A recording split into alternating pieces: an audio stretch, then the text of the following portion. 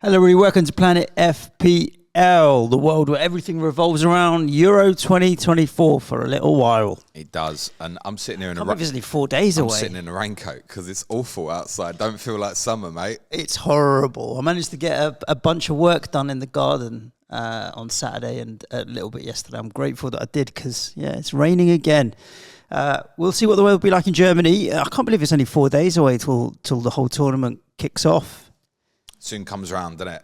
Absolutely. But also, on Saturday, I spent the whole of Saturday thinking it was Sunday. Not having any football on a Saturday is so weird. At least the last couple of weeks was Champions League final, FA Cup final. Straight after the tournament, Tottenham have got friendlies on like every Saturday till the season starts. So I told the wife, this is your Saturday. Business as usual, normal. Yeah. Business as usual. Don't get used here. to this. Good. Well, look, we're going to be talking about England this morning, and obviously we've had two matches last week. One on Friday, which caused quite a bit of uproar. Not uproar, negative sentiment, frustration, disappointment, anger. Which didn't Wasn't go anything good well. out of it. Such. No. What about the final squad, though? Do you think he's gone with the right choices in the end? A lot of people are particularly bothered that Branthwaite and Grealish didn't go. I think Harry Maguire's injury is... You right there, Nico? What did you just drop, brother? Yogurt. Okay. Harry Maguire's injury is bad. It's like we've come full circle. We've spent years watching tournaments going or building up to tournaments. Like, he's got to take him out. And then the tournament comes around and Maguire always performs quite well for England in the tournaments. And watching the game Friday, I'm watching the game going, shit, Harry Maguire is a big miss from this, from a distribution and a ball carrying perspective, actually. Two traits he has which are largely underrated. He does get himself in trouble sometimes when he does that. But he punches passes into midfield. I'm not sure that any of the players gone in the squad now, other than Lewis Dunk, ironically, are really capable of doing it. And he also carries the ball out well. And I don't know how many of the other centre-backs are really comfortable doing that, other than John Stones, we know. But we don't want to move John Stones from the back because it becomes really concerning once he does. Jack Grealish is kind of a split opinion, how people feel about it. To be honest, it was a case that I think one of sort of Gordon was always going to go. So it probably was, I didn't think Eze would go. So it probably was always going to be an Eze or a Grealish conversation. Yep. And during the course of the week, there was a lot of murmurings of, is Grealish going to make it? And I was thinking, yeah, he is going to make it because of his experience and stuff and his ability to hold the touchline. But no, Eze got the call. Now, that's not such a big thing because you're definitely replacing with quality. Eze is a quality talent. He's a baller. Grealish hasn't had a fantastic season. What really surprised me about it was when we had the game against Bosnia in the last half hour, Grealish was great when he came on. It acted as a reminder of what his qualities are for England. The Branthwaite ones really bothered people. But I tried to explain it on my stream on Friday by saying there's a couple of things at play here. One, yes, he's been outstanding for Everton, but he's going to go in an inexperienced backline, which isn't blessed with leadership. It's part why people like Trippier and Walker are probably still going to get favouritism. And stylistically, Everton to what England are going to face in the tournament is going to be very, very different. I think that's part why he's still gone with Dunk. I think if John Stones got injured, he'd just play Lewis Dunk, I think. Okay. Because of the distribution and the experience in terms of the leadership. I mean, Gay and Konsa together, when they played together in the last half hour on Friday night, was really bad. They looked all over the place as a combination. And both of them individually have looked absolutely fine for England, both of them. But as a combination, that looked alarming and concerning, I thought. Yeah, I can see where people are coming from. With the Grealish one, when people said to me, why is he not going? I'm like, well, if you play the game of, well, who are you going to drop? So would you take Grealish or Foden? People say Foden. Would you take Grealish or Palmer? They'll say Palmer. Would you take Grealish or Saka? They're going to say Saka. Once you work your way through, you're actually... Really, it does come down to Eze's the only one. Or Bowen. A few people may have taken him over Jarrad Bowen. But I think Bowen gives you something a little bit different. He plays on the other side and can play up top a little bit if you need him to as well. The one that defensively upset a few is also one that is being taken in Luke Shaw because he's carrying a knock. I'm with taking him though. I know you are as well because we've spoken about it. Just because there's what else have we? What other options do we have at left back? This is it. If we had lots of other options that we could turn to, I could say, yeah, don't take an injured player. But we don't have a lot of options. I think it probably is, when we reflect on it at the moment, it probably is regrettable that he's not just taken someone natural in the position like Tyreek Mitchell, for example. I feel like it's regrettable looking at it at the moment. But I also think that person wouldn't have played. He's clearly going to favour Kieran Trippier at left back, or he'll play Joe Gomez there if both Trips and Shaw was unavailable, or if he wants to move Trips back to right back if something happens, say Cole Walker, and he doesn't want to play Trent there, for example. So you could have taken that sort of player, but I don't know how many sort of minutes they'd have seen. But I mean, the choices to play that position were bad. Clearly didn't fancy Ben Chilwell, or maybe Ben Chilwell wasn't in the right frame of mind for it. Yep. We don't know. But it's a problem position. And that kind of segues into Friday night. I watched the first half, James, and I actually didn't think England did too badly. They were just a little bit slow in terms of in the final third.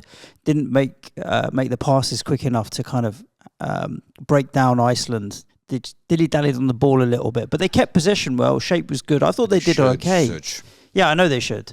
You then told me that the second half was quite different and a lot worse. And a lot of the stuff that I've seen online and in WhatsApp groups, people were pretty upset with the performance. If Sky are going with headlines like, this is the most underprepared England have been for a tournament and stuff like that, I was like, wow. That didn't feel like... That was a bit hyperbole to me. I didn't feel like reality. I don't think we're the worst prepared we've ever been for a tournament. Half the squad's changed from the World Cup, mate. Wow. It's massive. You think of people that were involved in that are obviously 50%. Gone. Yeah. Loads have changed. I suppose, no Jordan Henderson. And There's two sides to this.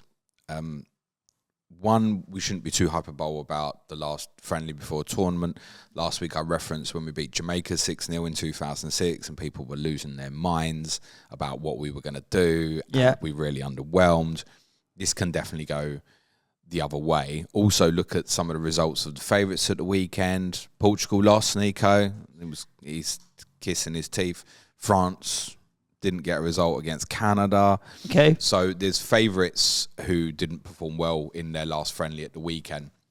And I spoke last week about players not going to get injured, motivation at the end of a long season. Ultimately is a friendly. There is nothing on it. There's almost just personal motivation, almost practicing as a team.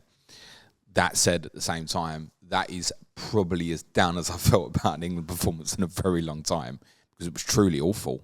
In terms of the starting lineup, I thought the team, barring maybe 2 or 3 players, was as close to first choice as will possibly be. You think Pickford will start in goal? There's no doubt. And I'm of the opinion Trippier will start left back, Walker right back. Yeah. In game 1, Stones is going to play in the middle. Gahey alongside him, do you think? We'll get the nod? So Rice in midfield, you'd probably say Bellingham will get in the team over Mainu. Bellingham will play further forward. It's going to be one of Mainu, Gallagher or Trent. I think it's difficult to call which one. Yeah. All three can do a job, to be fair. Trent obviously has far greater distribution ability, but Mainu's played well. I thought he didn't do too badly in the first half that I saw. So obviously Bellingham in front of them. Foden left. Saka right. Kane up top. I disagree. Oh, where's Cole Palmer? I think Anthony Gordon will start on Sunday. And it goes back to, a point I made last week about not getting your knickers in a twist if, like, Phil Foden doesn't start the first game. We all want Phil Foden in the team. Everybody can agree, want Phil Foden in the England team. But I tell you what, he's not really had many standout performances for England. If we're judging it on England, like we judged Jarrad Bowen in March, booked his seat on the plane for me because his performance was really good. It was like, wow. We were thinking of selling him at FPL at the time, I think. And it was like, I don't know, he looked really bloody good for England. I recall that. Phil Foden, when you reflect on it, how many truly really good performances has he had for England? And you struggle, I think, in your mind. Okay. He has had good performances for England. I saw someone say at the weekend he's never had a good performance for England. That's completely incorrect. But when he's actually grabbed the game and you feel like, oh, Phil Foden's been the best player on the pitch here and he's run it, you're struggling in your mind to think what that was, I think. I think Gordon will start against Serbia. And I think Phil Foden probably won't. Saka on the right? I think it's the balance of the team is going to be better like that. What's your thoughts on playing Bellingham alongside Rice so that you can get Palmer into the team? Well, you do that and then you get Foden at 10. But Palmer left then and Saka right. I just don't think he'll do it. I think as well... Even against a team that we should be winning, leave Rice as a single. I mean, the biggest plus to reflect on Friday night is that Jude didn't play. Mm-hmm. And Jude is clearly going to make a big difference. I mean, Jude could win this tournament for us, right? This is a pretty big player. I don't see him taking out that position where he's at his most dangerous and his biggest threat. On and off the ball for England as well. His pressing is incredible as well. So even without it. So no, I think don't move arguably your best player out of his strongest position. So I think Jude will play at 10. And that means a partner for Rice. And again, it comes back to the argument of like who's the most suitable for Rice. So Kobe Mino got slated online, which was pretty harsh. And I don't think he had a great game. But I don't think it was as bad as some people were making out. It's like finding what's the most suitable for Declan Rice. Dropping Jude back in now is not the best thing for Declan Rice. No. It's not, mate. No, it's the only way of getting Palmer into the team or trying to fit in Palmer and Foden and Saka. This is the challenge, isn't it? Play 4-1-4-1, get Foden on the left, Palmer, Bellingham and Saka and then Kane and just leave Declan Rice on his own in midfield. We can do that in certain games. No, you can't really. You could if you would. Yeah, if you're chasing it, you can certainly do that sort of thing, but you don't want to. No. You're just going to get these teams, as Iceland showed on Friday night, and with respect, they're an average quality nation, as it should be with their population of 300,000 or whatever it is. They exposed us numerous times playing through us because our press was really bad, and that's something Jude will improve. As again, talking about playing him in the 10 position, Jude off the ball is outstanding for England in terms of how he goes to win the ball. Because I've spoken about this a lot on Tottenham pods about Kane not being around to get at people like he's a 22-year-old anymore. He's not, right? So Jude is a great partner for Harry Kane. Jude's a great partner for Harry Kane. Jude can certainly play with Declan Rice, but you want a partner with Declan Rice that can still allow Declan Rice to do his things. The problem was you'd look at Friday night and you'd think, with Minu there, it's not, as a partner, you're not getting the best out of Declan Rice either. No. Because I think he's too fearful to get too involved. And the massive problem England had throughout that game was when they played through us, the distance between the defence and the midfield was way too big. And that exposed us, as shown with the goal. Like, it's bad. So there's a big movement. Got to play Trent. That's kind of all you'll see on socials. And I certainly get the theory, the idea of Trent at right back because we'll have a lot of the ball and creativity. He can naturally move into midfield or he can go and support Saka. And obviously his crossing into the box is outstanding. Yep. And if you've got Bellingham high with Kane, you've got two people who can arrive and certainly score for you. You're not just whipping in crosses for Jermaine Defoe's, the sort of thing like we've done over the years. Nice goal last night, JD, by the way. On Chelsea's terrible pitch. Did you see that? No. Oh, okay, never mind. I'm not convinced, though. I think the best partner for Rice is Gallagher. Possibly, yeah. Not Gallagher's better than Trent. Spoke about this last week. I just think like what's going to be best for him is Gallagher's energy. Mm-hmm. He brings something very different to all these quality players. We've got enough quality on the ball. Yeah. If it's Saka, Bellingham, Kane and Foden, or even if it's Gordon or it's Eze, like there's no lack of quality at the top end to hurt people. These guys are all capable of scoring goals and creating, etc. Gallagher does the ugly stuff. Yep. The running and also protecting on that channel. I think running in beyond Saka to make the dirty runs to allow space to come inside, get Declan Rice. There was the opportunity in the first half where Rice was the one that was closing down the goalkeeper, which then fell to Palmer and he hit it wide. It's because Rice obviously felt if Rice feels that he can go and press as well, because he knows Gallagher's behind him, then he can play further forward. But you're right. Like if Trent was there, I don't think Rice would feel like I can go further forward, because you don't leave Trent exposed defensively. And also, you don't leave Mino necessarily exposed defensively. If he's Trent at right back, Gallagher inside is better as well. He's shown from Chelsea in the last couple of months without Enzo Fernandez. When Cucurella's moved into midfield, you're pushing Gallagher into a higher position. So you can do that. And also his recovery is great, right? Yeah. That stamina shouldn't be underestimated of what that's going to be. How many times have we seen England look leggy at major tournaments? This guy's like a Duracell bunny. He never stops. So I know he's not as cultured on the eye per se, but I personally think he'll be the best partner for Rice. I also think it's better to start that way with Gallagher. And if we're struggling to break down an opponent, okay, can you move Trent into there for that period? Or, okay, you can drop Bellingham in deeper, get Foden into a higher area. There's different things you can do. And it was a massive frustration for me watching the game Friday night, and I'm sure some other people felt this. The game so clearly, that game, and I think he's obviously pre-planned his subs, that game absolutely needed Adam Wharton. Absolutely needed him. Because he made a load of changes with about half hour to go, and suddenly the structure of the team looked really bad.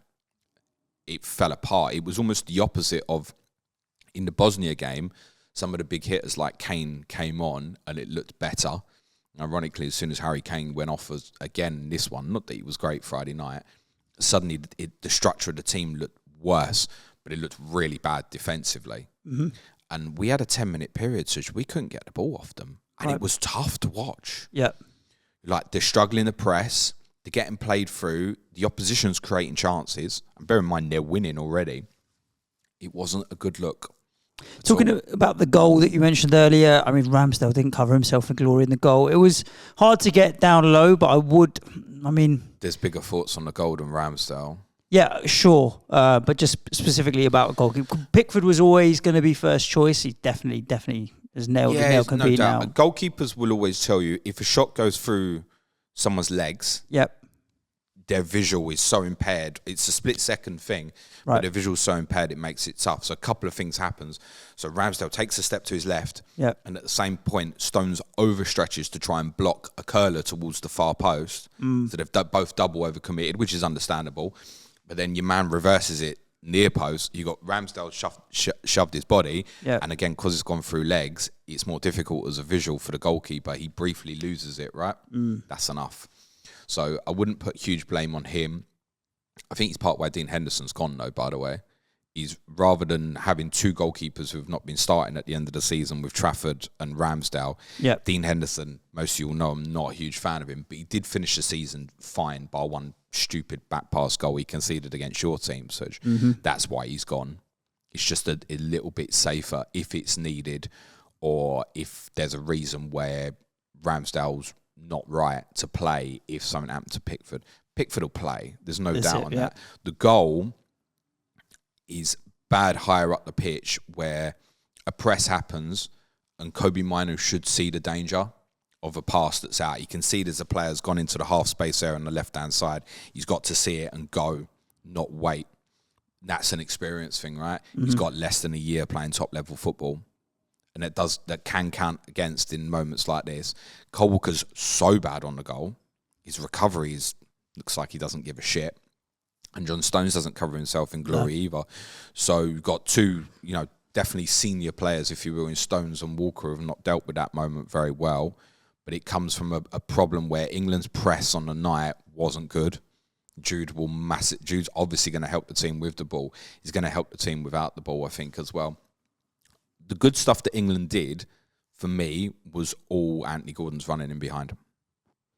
And if you play Foden there, is Foden a better footballer than Gordon? Yeah, okay, we can all agree with that. But what they bring as profiles to play on the left-hand side of the pitch are two very different things. Yep. And it's uncomfortable watching Trippier try and fly forward at left back. He made some good runs, but as soon as he gets it, he wants to come back on his right.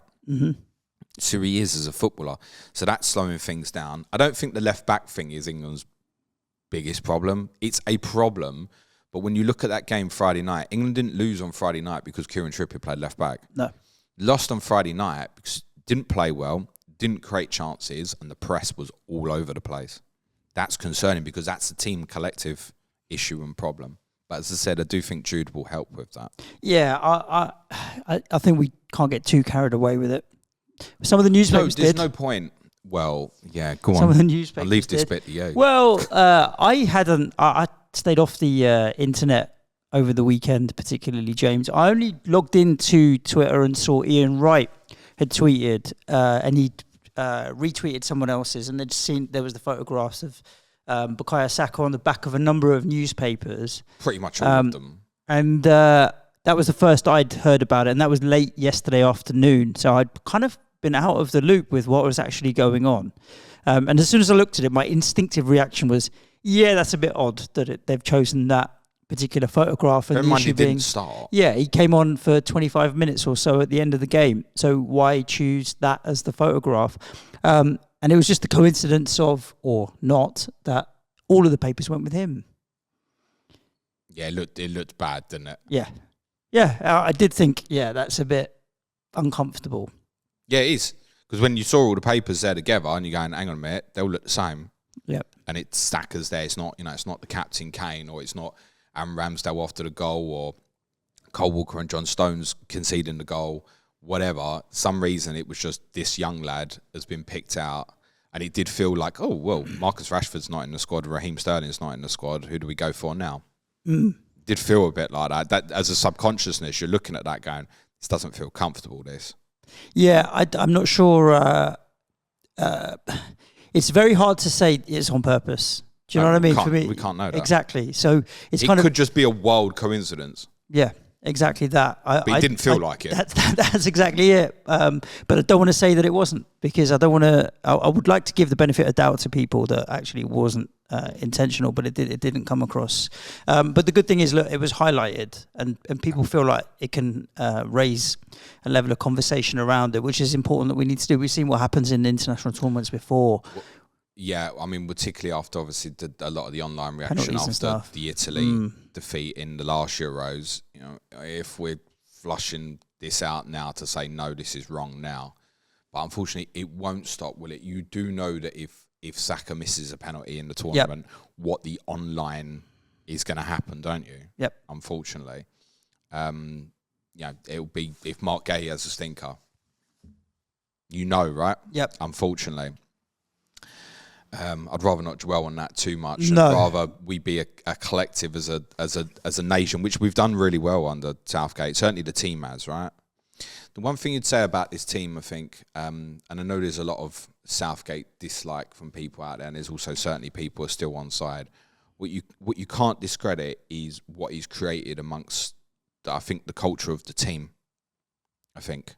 Yep. We don't look at the team and not feel proud that they're trying their best. You can have issues with quality, the tactics, whatever, but the improvement as a collective, what he's created with them in terms of the team dynamic, they feel more like a team that you can go and support and get behind. That's why Friday was so disappointing. Yep, 100%. Is you're looking and going, I don't really recognise this. It doesn't really feel like my team. And listen, it's better they did that in a friendly rather than major. I said when we did the pod with Clates last week, get ready. There will be a game at the tournament where afterwards you go, this team's got no chance. Yep. There'll be a shit game in the group. Nearly everybody will have a shit game in the group. The France's, Germany's, Portugal's, all of them will have a game. You go, they ain't up to much.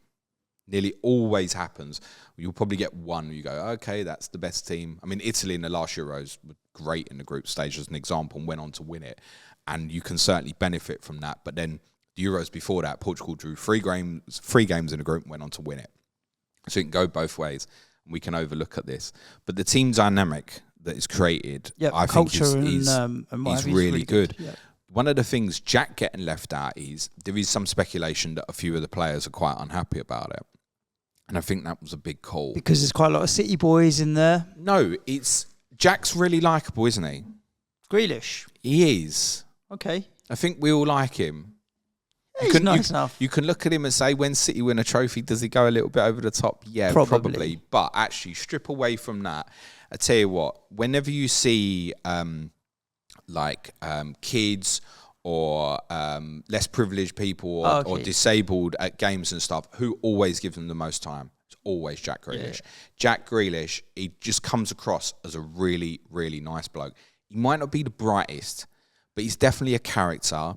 He's likeable. He largely seems like a happy bloke. I think he's going to be missed from the camp in terms of his personality. That's the big call there. But there's also possibly something to be said that he's gone, I don't want that there anymore. Okay. Maybe we need to strip that now because the target isn't improvement. There's only one target here for England. Win. It's win. 100%. Let's look at some of the questions we've had in on the internet if you want, James. Go. Cool. FPL Thrill J. Nice. Given the quality and organisation possessed by the likes of France, Belgium and Portugal, are England forcing the favourites agenda for Euro 2024? I think it's not a clear favourite for the tournament, really, is there? I don't think any of the teams would say they're a clear favourite. I think it's pretty tight between the France squads. France are the favourites. Listen, I spoke about this on my stream on Friday about England are the bookmakers' favourites. Yep. Right. England are the bookmakers' favourites because of the weight of money. The bookies will probably be a bit disappointed this week that England didn't do well against Iceland because it will calm people down. Pile on the cash on an England win if we're too hyped up. Yeah. The bookies get rich every tournament because of people back in England. Yeah. Eventually, one day we might win one.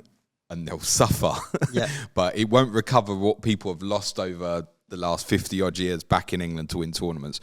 So I think, look, France are the true favourites for the tournament. Then I think it is realistic to put England in a pool with Portugal, Germany, Spain. Yep. I think, to then say that's the next tier of quality. And then below that, I think you've got probably Belgium, Italy and the Netherlands. Croatia, maybe. Croatia further off. Okay. Denmark further off.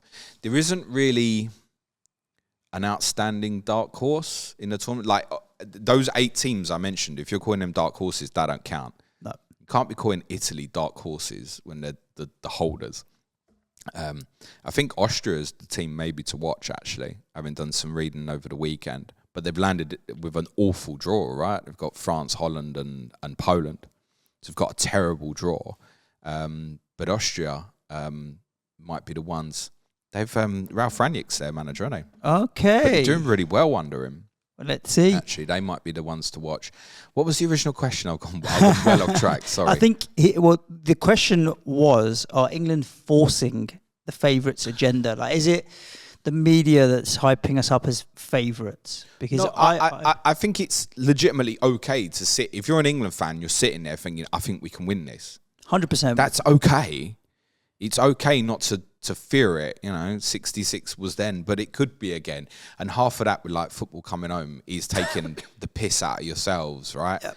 And yeah, we'll beat that drum. We'll beat it even more because we know it annoys people who don't support England. So that's why we keep beating it. I've often said, what do we do if we do actually win something? What do we do for the next tournament to banter ourselves or?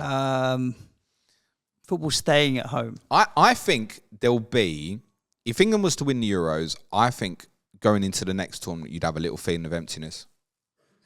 Because I think you're always, I think part of supporting England feels like you're always chasing the dream. Being the underdog. You're just not quite there. Yeah. There's almost something glorious in some of the failures. In some of England's recent ones, there have been more. Listen, there's nothing glorious about losing to Iceland, for example.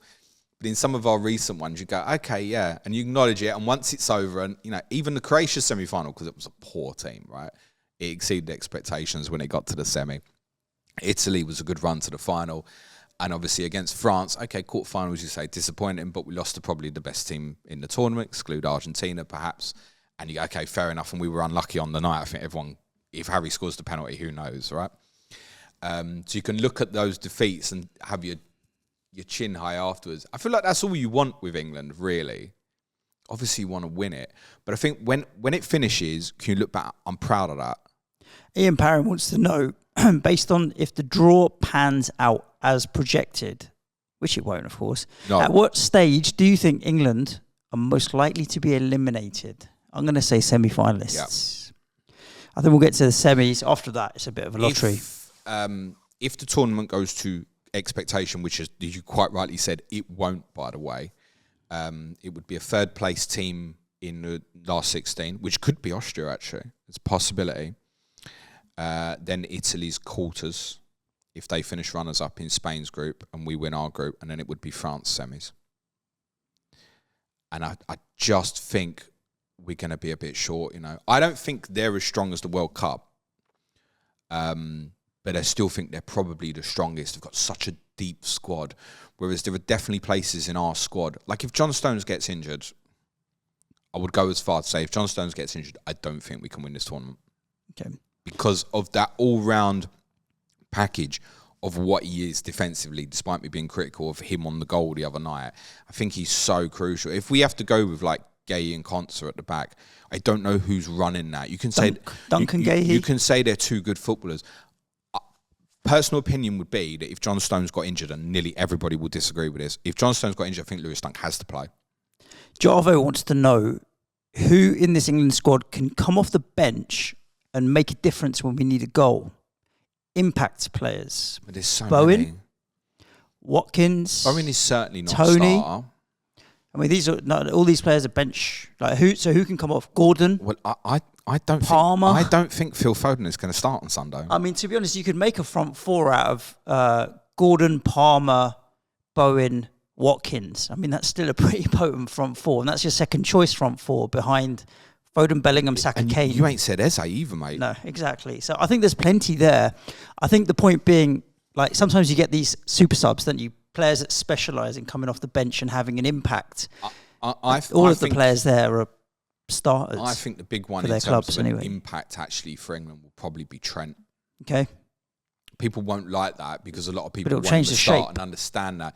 But if you're asking someone to, if Trent comes on for Conor Gallagher and we're struggling on Sunday and there's 25 minutes to go and it's 0-0, Trent is going to change what's happening with that football match specifically. Bowen might come on for Saka as an example, and shit might get worse. Not because Jarrad Bowen's a bad footballer, but Bukayo Saka's an exceptional footballer.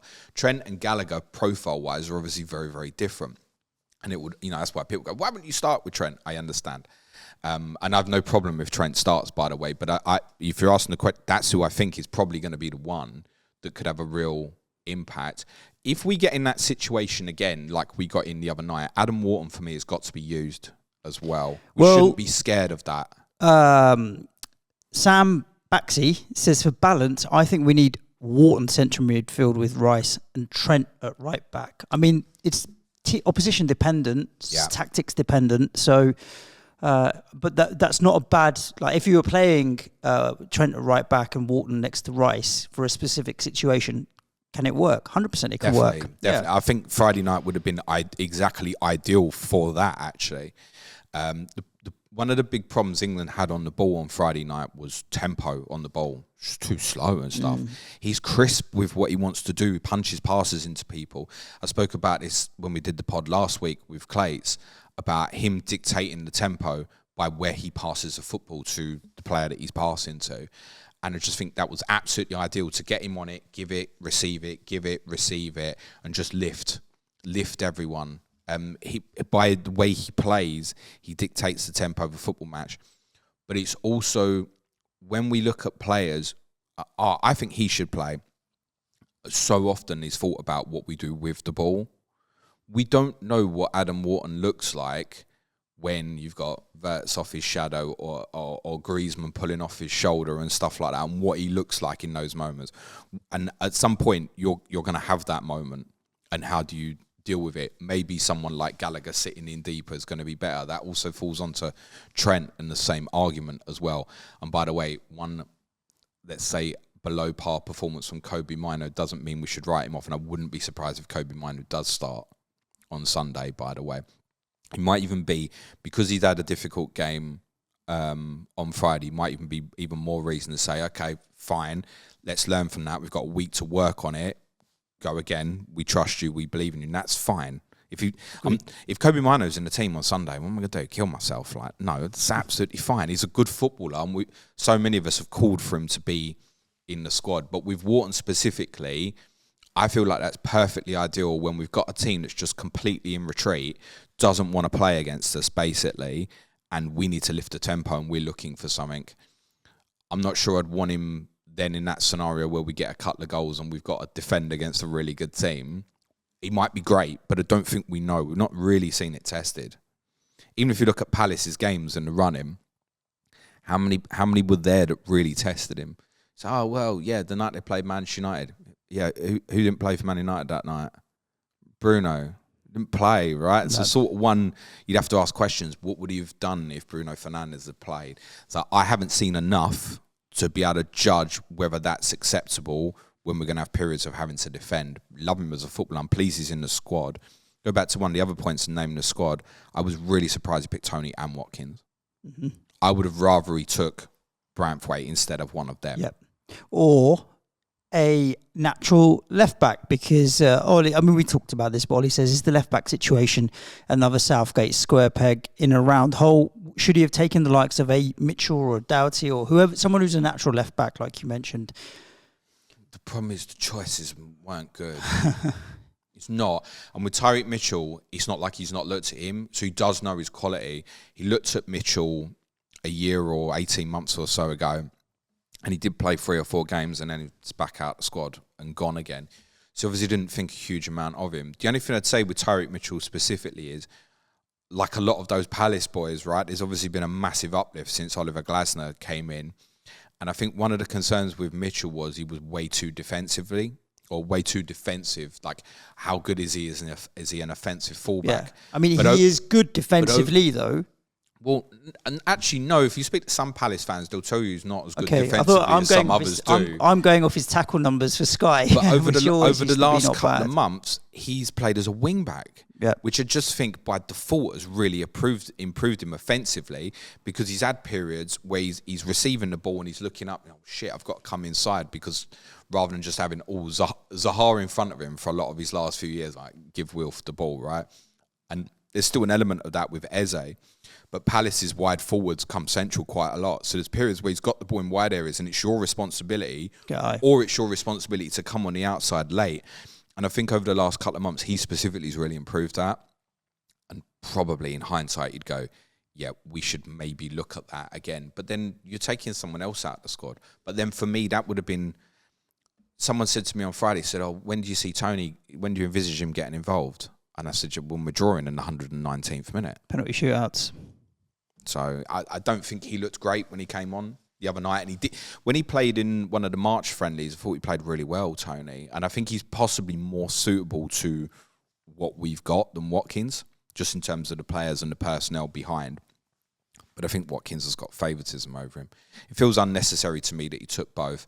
But I also understand if Harry got injured, then you'd be glad you've taken both. Because if you're just relying on one, and if they're out of form for whatever reason or struggling for confidence, I think you'll be pleased to have both. Yep. So I get it.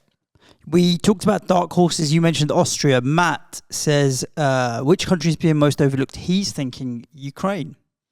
Ukraine's got a decent draw because with 2 weak teams in the group, in Romania and Slovakia, I don't think are great. And Ukraine should go through with Belgium in that group. But they're then going to walk into something that's going to be more difficult. Austria, in a weird way, if they can get out the group, particularly if they could finish in the top 2, might even get easier for them. They're in really good form. They've beaten Portugal, Germany, and someone else of really strong nations over the last year or so. And I know a lot of these are friendlies, but they've kept clean sheets in these games as well. The only thing with them, they've got a few injuries as well, like David Alaba is not available. But they're the ones who I think, if they'd had a good draw, they'd be the ones that people were talking about. Oh, their form's good.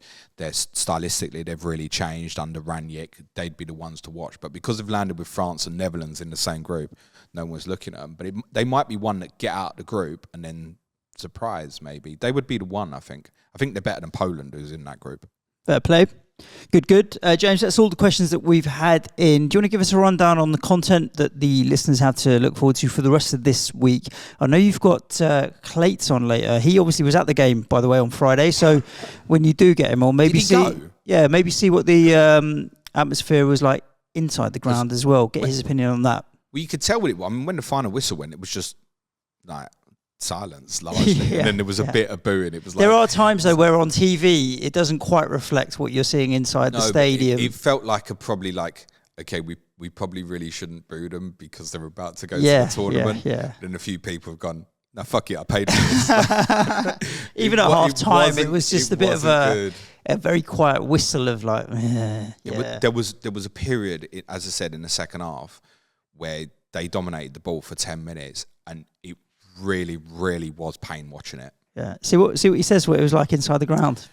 I shout, are you sure he went? Yes. Because I know he had a ticket, but... No, I rang him and he couldn't take the call because he was on the train, and then he messaged, he goes, on the way to England, can we chat later? So, yeah, I'm sure he went. He might be back in the pub by half 8, though. Yes, Clates is joining me for a few specials on Patreon this week. We're going to have a nostalgic look at the 3 major tournaments that have happened in Germany, or I should partly say West Germany historically. So the 1974 World Cup, with Zaire and Haiti's debuts, Poland getting to the semis, East Germany beating West Germany, the West obviously going on to win it, to beat the brilliant Dutch team and total football team in that final. The 1988 Euros, including the Dutch's, I guess you call it renaissance/revenge, Marco van Basten's goal, the brilliance of Gullit, Rijkaard. They beat the West Germans in the semis. The Republic of Ireland's debut, beating England, who were awful and got nil points in the group stage. And then the 2006 World Cup as well, Rooney's stamp, Ronaldo's wink, Portugal and the Netherlands trying to kill each other in the last 16, Zidane's headbutt, Italy's triumph.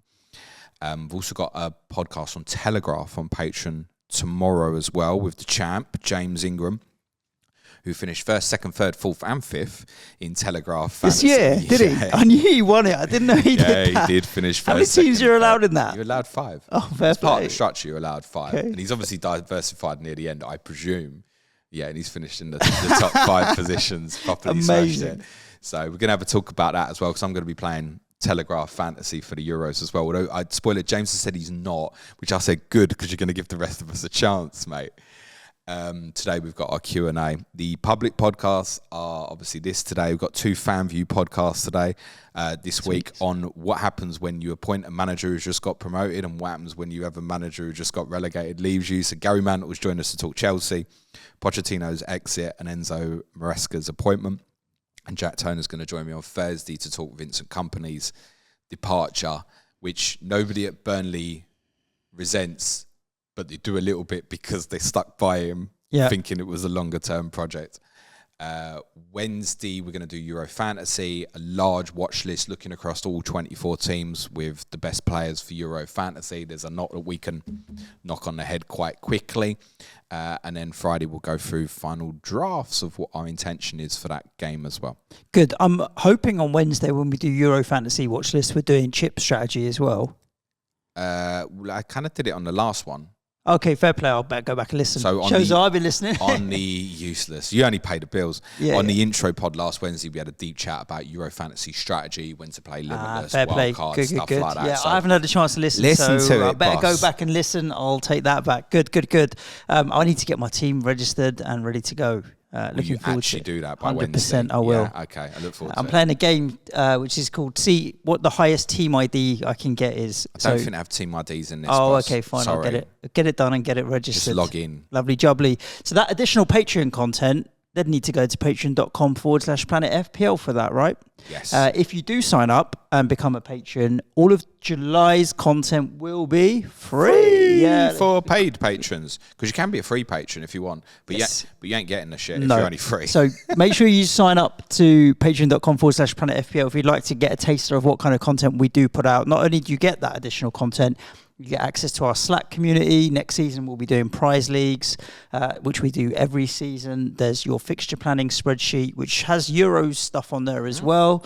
So there's loads of other additional benefits that you do get to being a patron. And most importantly, you get to support the show and help keep the lights on. Other than that, I hope you're enjoying the break from Premier League, but looking forward to the Euros. Stay safe. Look after yourselves. Ciao for now. Thanks, everyone. Be nice to each other. Bring it home, England. Cue music, please, man-child. I bet we say that again in 2 years.